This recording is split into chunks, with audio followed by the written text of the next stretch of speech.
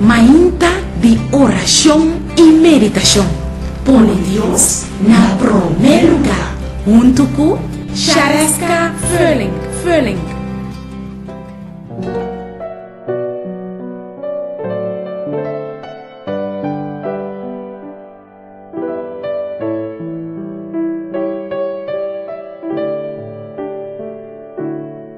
De Bijbelteksten vandaag kunnen we vinden in het boek Psalm hoofdstuk 23 vers 3.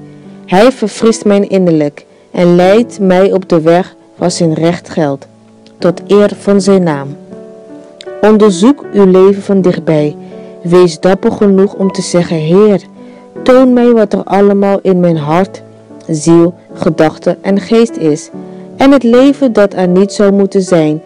Leer mij wat ik niet kan begrijpen en overtuig mij waar het teken is.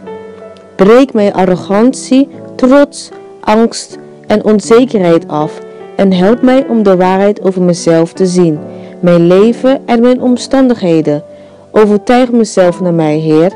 Ik kan het aan. Stel mij in staat om de zonde van mijn leven te corrigeren. Help mij om leugens met de waarheid te vervangen en maak een verandering dat blijft. Laten we samen een kort gebed doen. Onze lieve Vader in de hemel, help mij dat ik de slechte karakter achter kan laten en geef mij de liefdevolle karakter van U, Heer. Dit en alles vraag ik in de lieve naam van Jezus. Amen.